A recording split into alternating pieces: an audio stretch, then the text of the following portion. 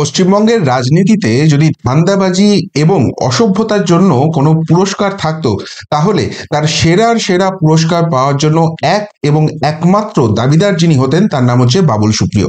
সেই বাবুল সুপ্রিয় আবারও সংবাদ শিরোনামে, তবে হ্যাঁ, কোনো ভালো কাজ করার জন্য নয়, আবারও সেই অসভ্যতা করার জন্য। এবং সব থেকে বড় কথা, আইন নিজের হাতে তুলে নিয়ে একজন নির্বাচিত জনপ্রতিনিধিকে হ্যারাস করা এবং সাধারণ মানুষকে চূড়ান্ত হ্যারাসমেন্টের মুখে ফেলে দেওয়ার জন্য এই বাবুল সুপ্রিয় আবারও সংবাদ শিরোনামে চলে এলেন। কি ঘটেছে ঘটনা? বাবুল সুপ্রিয়র বয়ান অনুযায়ী আপনাদের বলছি, গতকাল রাত্রের ঘটনা। বাবুল সুপ্রিয়র বয়ান অনুযায়ী কি জানা যাচ্ছে? বাবুল সুপ্রিয়র বক্তব্য হচ্ছে যে তিনি নিজেই গাড়ি চালিয়ে কলকাতা থেকে হাওড়ার দিকে, নবান্নের দিকে যাচ্ছিলেন দ্বিতীয় হুগলি সেতু দিয়ে। সেই সময়ই তিনি দেখেন যে একটি গাড়ি প্রচন্ড গতিতে তাকে ওভারটেক করে যাচ্ছে এবং কার্যত তার গাড়িকে নাকি পিষে দিচ্ছে, চেপে দেওয়ার চেষ্টা করছে এবং প্রচন্ড গতিতে নীল বাতি লাগিয়ে এগিয়ে যাচ্ছে। তখন বাবুল সুপ্রিয় প্রথমে সেই গাড়ির ড্রাইভারকে বলেন যে এইভাবে গাড়ি চালাচ্ছ কেন, এটা অ্যাক্সিডেন্ট হয়ে যেতে পারে, খুব অসুবিধা হয়ে যেতে পারে।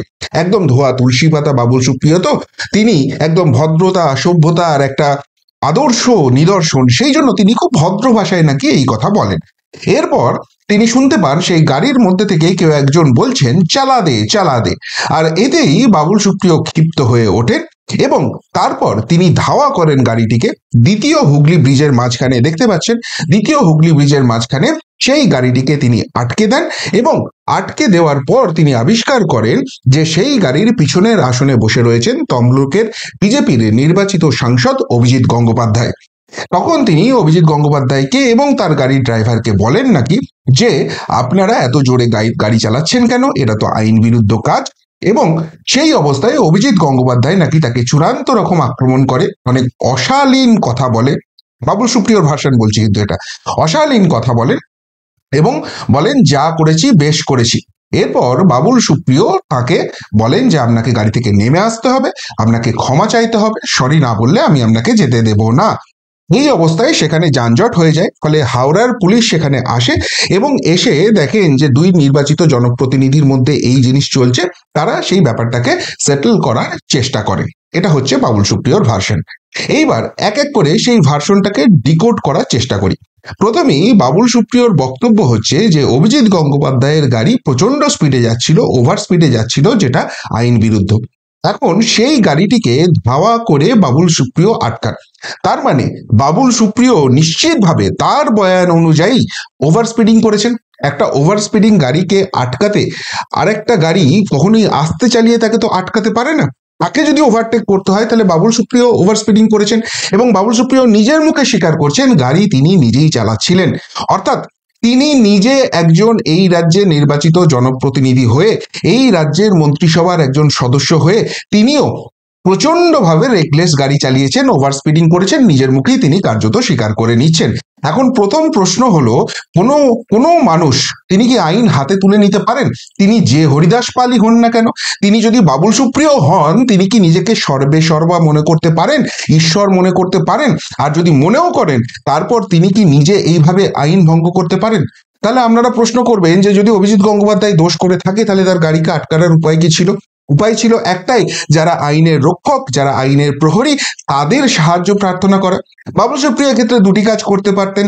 এক, 100 ডায়ালে ফোন করতে পারতেন কিংবা সরাসরি পুলিশকে ফোন করতে পারতেন যে একটি গাড়ি, সেটা যারই গাড়ি হোক, সেটা এইভাবে ওভার স্পিডিং করছে, সেটা আইন ভঙ্গ করছে, এতে মানুষের ক্ষতি হতে পারে, আপনারা দেখুন। এবং তিনি পারলে গাড়ির নাম্বার নোট করে সেটা নিয়ে অভিযোগটা জানাতে পারতেন। অথবা তিনি সাইড করতে পারতেন নিজের গাড়িটিকে এবং তারপর তিনি এই কাজটা করতে পারতেন। কিন্তু বাবুল সুপ্রিয় নিজের মুখে স্বীকার করে নিচ্ছেন তিনি এই ওভার স্পিডিং অভিজিৎ গঙ্গোপাধ্যায়ের গাড়িকে আটকাতে তিনি আরো জোরে গাড়িটা চালাচ্ছেন। তাহলে তিনি কিভাবে নিজের হাতে এইভাবে আইন ভঙ্গ করতে পারেন? প্রশ্ন উঠছে এইখানে। 2 নম্বর যে জায়গাটা অত্যন্ত গুরুত্বপূর্ণ, সেটা হচ্ছে দ্বিতীয় হুগলি সেতু। সন্ধ্যের সময় বেশ সেখানে যানজট রয়েছে ট্রাফিকের একটা চাপ রয়েছে, মানুষ বাড়ি ফিরছেন, যাতায়াত করছেন, সেখানে যদি রাস্তার মাঝখানে গাড়ি আটকে দেওয়া হয় তাহলে নিশ্চিতভাবে যানজট হবে, এবং সেই যানজট হয়েছে তাতে সাধারণ মানুষ কিন্তু হ্যারাসমেন্টের মুখে পড়বেন। আর বাবুল সুপ্রিয় ঠিক সেই কাজটিই করেছেন। বাবুল সুপ্রিয়র কোন এখতিয়ার আছে, কোন আইনের বলে, কোন কোন নির্দেশিকার মাধ্যমে তিনি একটি এরকম ব্যস্ত রাস্তার মাঝখানে গাড়ি থামিয়ে আর একটা গাড়িকে আটকে এইভাবে যানজট তৈরি করছেন? এইভাবে আইন তুলে নেওয়ার অধিকার তাকে কে দিয়েছে? বাবুল সুপ্রিয় নিজেকে কোন হরিদাস পাল মনে করেন যে কারণে এই ধরনের আইন বিরুদ্ধ কাজ করেন? নাকি তৃণমূল করলে এই রাজ্যে এই ধরনের কাজ করার লাইসেন্স পাওয়া যায়, সেটা বাবুল সুপ্রিয় চোখে আঙুল দিয়ে দেখিয়ে দিচ্ছে? কি বলবেন এই ঘটনাকে? বাবুল সুপ্রিয়র এই অকাত হলো কি করে তিনি একটি ব্যস্ত রাস্তায় ইচ্ছা করে এরকম যানজট তৈরি করছেন? দেখুন, রাস্তায় যখন কেউ যায় সেখানে গাড়ির অ্যাক্সিডেন্ট হয়ে যায়, গাড়িতে ঠোকাঠুকি লেগে যায়, বা অন্য কোনো অসুবিধা হয়, গাড়ি খারাপ হয়ে যায়, সেই জন্য মাঝ রাস্তায় গাড়ি দাঁড়িয়ে যায় এবং সেই জন্য যানজট ক্রিয়েট হতে পারে। সেটা বোঝা যায় যে হ্যাঁ, একটা কোথাও ত্রুটি হয়ে গেছে, সেটার জন্য এই ঘটনা ঘটেছে। কিন্তু বাবুল সুপ্রিয় এইভাবে ওভার স্পিডিং করে আরেকটা গাড়িকে আটকাবার চেষ্টা করছে, যেটাও নাকি সো কল ওভার স্পিডিং ছিল। সেই গাড়িটা বাবুল সুপ্রিয়র গাড়িকে ধাক্কা মারতেই পারতো, সেখানে বৃহত্তর অ্যাক্সিডেন্ট হতে পারতো, সেটা অন্য কোনো মানুষের প্রাণহানি ঘটতে পারতো। সেই কাজটা কেন বাবুল সুপ্রিয় করলেন? এবং তারপর এইভাবে গাড়ি আটকে তিনি দাদাগিরি করে যাচ্ছেন। তিনি বলছেন অভিজিৎ গঙ্গোপাধ্যায়কে নেমে এসে সরি বলতে হবে। তিনি কি বিচারক? তিনি কি এই এই ভারতবর্ষের সুপ্রিম কোর্টের প্রধান বিচারপতি বাবুল সুপ্রিয় নিজেকে ভাবছেন? কে কি করবে যদি বাবুল সুপ্রিয়র মনে হয় অভিজিৎ গঙ্গোপাধ্যায় বা তার গাড়ি আইন ভঙ্গ করেছে, বা সেখানে কোনো রকম এমন ঘটনা ঘটেছে যেটা অনভিপ্রেত, যেখানে শাস্তি পাওয়া উচিত, তিনি পুলিশের দ্বারস্থ হতে পারেন। পুলিশ সেটাকে আদালতে নিয়ে যাবে এবং আদালত বিচার করে দেখবে কে দোষ করেছে কে দোষ করেনি। তিনি সরাসরি আদালতে গিয়ে মামলা করতে পারেন। কিন্তু এইভাবে মাঝ রাস্তায় গাড়ি দাঁড়িয়ে ডিক্টেটরের মতো বাবুল সুপ্রিয় বলছেন যে আপনাকে ক্ষমা চাইতে হবে। হরিদাস পাল মনে করছে বাবুল সুপ্রিয় নিজেকে? নাকি তৃণমূল করে বলে যা খুশি তাই করতে পারে, আইন নিজের হাতে তুলে নিতে পারে? পুলিশ তো চটিচাটা দলদাস, তারা বাবুল সুপ্রিয়কে কিছু করবে না, তারা এই অভিজিৎ গঙ্গোপাধ্যায়কে হ্যারাস করতে চাইবেন। এবার প্রশ্নটা অন্য জায়গাতে উঠছে। এখানে আমরা কিছুদিন আগেই শুনেছি যে এই অভিজিৎ গঙ্গোপাধ্যায়ের সঙ্গে জেপিসির মিটিং এর সময় ওয়াকফ বোর্ডের যে বিল রয়েছে সেই নিয়ে তৃণমূল কংগ্রেসেরই আরেক সাংসদ কল্যাণ বন্দ্যোপাধ্যায়ের তুমুল বচসা হয়, এবং সেই সময় কল্যাণ বন্দ্যোপাধ্যায় নাকি তাকে বোতল ছুঁড়ে মারতে চান, হাত কেটে রক্তাক্ত করে। আবার সেই তৃণমূল কংগ্রেসেরই একজন মন্ত্রী বাবুল সুপ্রিয়র সঙ্গে সেই অভিজিৎ গঙ্গোপাধ্যায়েরও একটা কোথাও গিয়ে গোলমাল হলো। তাহলে দুটি ঘটনার ক্ষেত্রেই দেখা যাচ্ছে কমন পার্সন একজনই, তার নাম হচ্ছে অভিজিৎ গঙ্গোপাধ্যায়। তাহলে নিশ্চিতভাবে অভিজিৎ গঙ্গোপাধ্যায়ের কোনো দোষ রয়েছে। অভিজিৎ গঙ্গোপাধ্যায় বারবার তৃণমূলের জনপ্রতিনিধিদের সঙ্গে এইভাবে ঝামেলায় জড়িয়ে পড়ছে, সেটাই বিশ্বাস করে নিতে হবে? তো একদমই তাই নয়। যদি এটা বিশ্বাস করতে হয় বাবুল সুপ্রিয় কেন করেছেন, এই কারণটা একটু পরে ব্যাখ্যা করছি। তার আগে বাবুল সুপ্রিয়র একটু স্বরূপটা আপনাদেরকে দর্শন করায়। বাবুল সুপ্রিয় ধোয়া তুলসী পাতা, বাবুল সুপ্রিয় আইন ভঙ্গ করেন না, বাবুল সুপ্রিয় রাজ্যের মন্ত্রী হরিদাস পাল। সেই বাবুল সুপ্রিয়র বিরুদ্ধে তৃণমূল কর্মীদের সঙ্গে দুর্ব্যবহারের অভিযোগ, নিজের এলাকায় গো ব্যাক ধ্বনি। এই বাবুল সুপ্রিয় যে এলাকা থেকে শেষ পর্যন্ত জনপ্রতিনিধি হয়েছেন, সেই বালিগঞ্জ এলাকায় তিনি নাকি পা দিতে পারেন না। কেন পা দিতে পারেন না? তার বিরুদ্ধে অভিযোগ তিনি সেখানকার কর্মীদের চাকর বাকর বলে মনে করেন, এবং সেই জন্য বাবুল সুপ্রিয় যদি তৃণমূলের পার্টি অফিসেও সেখানে ঢুকতে যান, তাকে ঢুকতে দেওয়া হয় না, কর্মীরা তালা দিয়ে রেখে দেন। এমনকি তৃণমূলের কোনো একটা ধর্ণা অবস্থান কর্মসূচি ছিল, সেখানে বাবুল সুপ্রিয় যাওয়ার পর অ্যারেস্ট করিয়ে দেবো এসব করে হুমকি দেন, তখন কর্মীরা তাকে গো ব্যাক ধ্বনি দেন। শেষ পর্যন্ত সেখানে মালা রায় এবং অন্যান্য তৃণমূলের যারা জনপ্রতিনিধি নেতা শীর্ষস্থানীয়রা রয়েছেন তারা এসে ব্যাপারটাকে সামল দেন।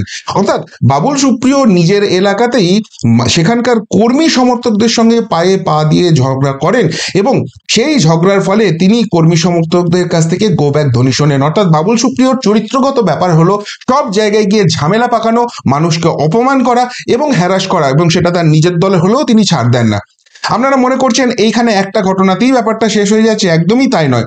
আপনাদের নিশ্চিতভাবে মনে থাকবে, দুই গায়ক মন্ত্রীর কাজিয়া, মুখ্যমন্ত্রীর দরজার সামনে কাজ আটকে দিচ্ছ বাবুল, দিদিকে গিয়ে বলো।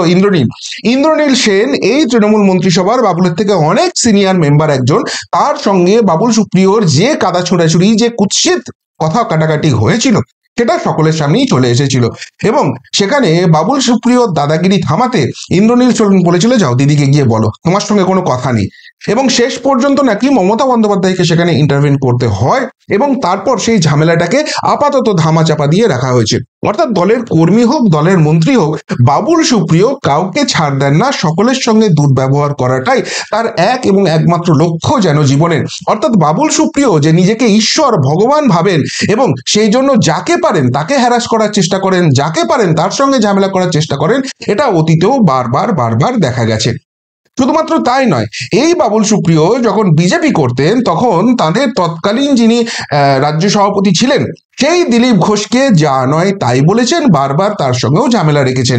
অর্থাৎ এটা বাবুলের চরিত্রগত বৈশিষ্ট্য, তিনি যে দলেই যান, যে দলেই থাকুন না কেন, তিনি সব সময় কিন্তু শুধু ঝামেলা, ঝগড়া, হ্যারাসমেন্ট এইসব নিয়ে থাকতেই ভালোবাসেন। আর সেই রোগ থেকে তিনি বেরোতে পারছেন না। তার শেষ নমুনা হচ্ছে এই অভিজিৎ গঙ্গোপাধ্যায়কে হ্যারাস করার চেষ্টা। এবার প্রশ্নটা হচ্ছে, তিনি হঠাৎ করে অভিজিৎ গঙ্গোপাধ্যায়কে হ্যারাস করতে গেলেন কেন? যেটুকুনি অভিযোগ অভিজিৎ গঙ্গোপাধ্যায়ের তরফ থেকে উঠে আসছে, বাবুল সুপ্রিয় নাকি মত্ত অবস্থায় ছিলেন এবং মত্ত অবস্থায় অশালীন আচরণ এবং অশালীন কথাবার্তা এই বাবুল সুপ্রিয়ই বলেছেন। এবং এই যে মত্ত অবস্থার অভিযোগ অভিজিৎ গঙ্গোপাধ্যায় নিয়ে আসছেন, এই নিয়ে তিনি নাকি হাইকোর্টে মামলাও করবেন বলেছেন। সত্যাসত্য সেখানেই নিশ্চিতভাবে বেরিয়ে আসবে। কিন্তু সব থেকে বড় কথা, এই মত্ত থাকার অভিযোগ এই প্রথম নয়। আপনাদের নিশ্চিতভাবে মনে থাকবে, এই বাবুল সুপ্রিয় 2014 সালে লোকসভা নির্বাচনে আসানসোল থেকে জয়ী হন। তারপর তাকে কেন্দ্রে প্রতিমন্ত্রী করা হয়।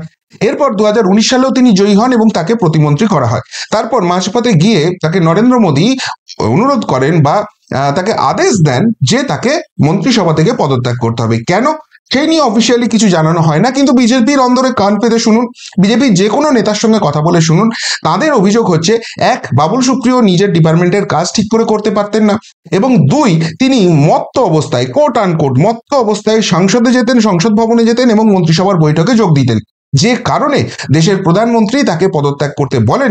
এবং এরপরেই এই বাবুল সুপ্রিয়র গোঁসা হয় এবং তিনি বিজেপি ছেড়ে যে তৃণমূল কংগ্রেসকে বলতেন কালীঘাটের টালির চালা, ওই চোরেদের পাঠশালা, সেই পাঠশালাতে তিনি নাম দেখান এবং সেখানে তিনি বলেন তিনি অপরচুনিটি পেতে তিনি তৃণমূল কংগ্রেসে যোগদান করছেন। অপরচুনিটির বাংলা করলে সেটাকে ধান্দাবাজি বোধহয় বলা হয়। আর এই ধান্দাবাজি পলিটিক্স যে কি জিনিস, সেটা বাবুল সুপ্রিয়কে দেখেই শেখা যায়। আবারও বলছি, এর কোনো প্রমাণ নেই যে তিনি মত্ত অবস্থায় সংসদে যেতেন বা মন্ত্রিসভার বৈঠকে যেতেন, কিন্তু বিজেপির অন্দরে যখন প্রশ্ন করা হয় যে বাবুল সুপ্রিয় কেন বিজেপি ছেড়ে তৃণমূল কংগ্রেসে যোগদান করলেন, তখন কিন্তু এই অভিযোগটা তার তরফে ওঠে এবং এই মত্ত থাকার অভিযোগ কিন্তু অভিজিৎ গঙ্গোপাধ্যায়ও নিয়ে আসছেন। সুতরাং নিশ্চিতভাবে তিনি যদি হাইকোর্টে যান, এটা প্রমাণিত হবে যে সত্যিই মত্ত ছিলেন কি ছিলেন না।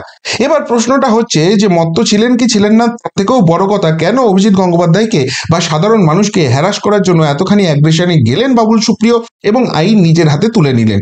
আসলে বাবুল সুপ্রিয় ফ্রাস্ট্রেশনে ভুগছেন। আজ থেকে 5 বছর আগেও তিনি যখন বিজেপির সাংসদ ছিলেন, তখন এই রকমই গাড়ি হাঁকিয়ে তিনি যেতে পারতেন এবং সেই সময় তাকে মিডিয়া যথেষ্ট গুরুত্ব দিত, যেহেতু তিনি বিজেপি করতেন। কিন্তু তিনি ফার্স্ট 11-এ খেলবেন বলে তৃণমূল কংগ্রেসে গিয়েছিলেন এবং সেই সময় যাওয়ার সময়ও তাকে প্রশ্ন করা হয়েছিল যে তৃণমূল কংগ্রেস সম্বন্ধে আপনি এত প্রশ্ন তুলেছেন এতদিন, যে অভিষেক বন্দ্যোপাধ্যায়কে বলেছেন কয়লা চোর, সেইখানেই আপনি কি করে যোগ দিচ্ছেন? তখন তিনি তার উত্তরে বলেছিলেন যে অভিষেক বন্দ্যোপাধ্যায় সম্বন্ধে আমার যে অভিযোগ ছিল সেগুলো আমি একটা বাক্সে করে অভিষেক বন্দ্যোপাধ্যায়কে ফেরত দেবো, আর অভিষেক বন্দ্যোপাধ্যায়কে বলবো আমার বিরুদ্ধে যা যা অভিযোগ করেছে সেগুলো আমাকে ফেরত দিতে, বাক্স বদল হবে, সমস্ত কিছু মিটে যাবে। তো যাই হোক, সেই ফার্স্ট 11-এ খেলার তিনি মতলব নিয়ে গিয়েছিলেন। এরপর দীর্ঘদিন তাকে সাইড লাইনে বসে থাকতে হয়েছিল, শেষ পর্যন্ত বালিগঞ্জে উপনির্বাচনে কোনো রকমে জেতেন এবং তাকে মন্ত্রিসভায় নিয়ে আসা হয়। কিন্তু ওই দেখালাম, তিনি দলের কর্মী থেকে শুরু করে মন্ত্রী সকলের সঙ্গে ঝামেলা করেন এবং তিনি একজন নন পারফর্মার, যেটা বিজেপির কেন্দ্রীয় মন্ত্রিসভাতে অভিযোগ উঠেছিল, এখানেও অভিযোগ ওঠে এবং তার ফলে তাকে একটার পর একটা ডিপার্টমেন্ট থেকে সরানো হতে থাকে এবং শেষ পর্যন্ত এখন একটা ডিপার্টমেন্টে রেখে দেওয়া হয়েছে। কিন্তু তিনি ফ্রাস্ট্রেশনে ভুগছেন যখন দেখছেন পাশ দিয়ে একজন মানুষ বিজেপির সাংসদ হিসেবে বেরিয়ে যাচ্ছেন এবং সেই জায়গায় এই মানুষটাকে পেলে মিডিয়া থেকে শুরু করে সাধারণ মানুষ তাকে কিন্তু কার্যত মাথায় করে রাখে। উল্টো দিকে বাবুল সুপ্রিয় নাম মানি এখন গদ্দার, এই কথাটা বোধহয় উঠে যায়, আর সেটাই কি তিনি সহ্য করতে পাচ্ছেন না? আর সেই জায়গা থেকেই ফ্রাস্ট্রেশনে চরম বহিঃপ্রকাশ হিসেবে তিনি এইভাবে মাঝ রাস্তায় অভিজিৎ গঙ্গোপাধ্যায়কে হ্যারাস করার চেষ্টা করেছেন এবং সব থেকে বড় কথা, আইন হাতে তুলে নিয়ে সাধারণ মানুষ এবং একজন নির্বাচিত জনপ্রতিনিধি তাদেরকে চূড়ান্ত হ্যারাসমেন্টের মুখে ফেলে দিয়েছেন। প্রশ্ন এখন একটাই, এই রাজ্যের তৃণমূল কংগ্রেস এবং এই রাজ্যের মুখ্যমন্ত্রী তারা এই রকম একজন আইন ভঙ্গকারী ব্যক্তির বিরুদ্ধে কি ব্যবস্থা নেবে? এবং এই চটিচাটা দলবলাস ল্যাজনারা যে পুলিশ রয়েছে, তারা তো বিরোধীরা একটা কথা বললে তাদের বাড়ির দরজা ভাঙতে চলে আসে। এই রকম একজন মাঝ রাস্তায় আইন ভঙ্গকারীকে পেয়ে তারা কি অ্যাকশন নেবে সেদিকে অবশ্যই তাকিয়ে থাকবে। কিন্তু তারা যদি চুপ করে বসে থাকে, অভিজিৎ গঙ্গোপাধ্যায় ইতিমধ্যেই বলে দিয়েছেন তিনি হাইকোর্টে যাবেন। নিশ্চিতভাবে আদালত এই রকম একজন আইন ভঙ্গকারী এবং মানুষকে হ্যারাস করা, অনর্থক হ্যারাস করা, সকলের সঙ্গে সকলের পায়ে পায়ে পা দিয়ে ঝগড়া করা লোককে নিশ্চিতভাবে তারা শাস্তির মুখে ফেলবেন, এমনটা কিন্তু আশা করা যেতেই পারে। কি বলবেন বাবুল সুপ্রিয়র এই নতুন স্বরূপ নিয়ে, ফ্রাস্ট্রেশনের এই চরম বহিঃপ্রকাশ নিয়ে, এইভাবে অভিজিৎ গঙ্গোপাধ্যায়কে মাঝ রাস্তায় হ্যারাস করা নিয়ে, এইভাবে আইন নিজের হাতে তুলে নিয়ে সাধারণ মানুষকে চূড়ান্ত হ্যারাসমেন্টের মধ্যে ফেলে দেওয়ার মধ্যে দিয়ে? যদি কিছু বাবুল সুপ্রিয় সম্বন্ধে বলার থাকে অবশ্যই কমেন্ট বক্সে কমেন্ট করে জানাবেন। এখনকার মতো এখানেই শেষ করলাম, ফেরত আসছি নতুন প্রতিবেদন নিয়ে খুব তাড়াতাড়ি। ভালো থাকবেন, সাথে থাকবেন, পাশে থাকবেন। নমস্কার।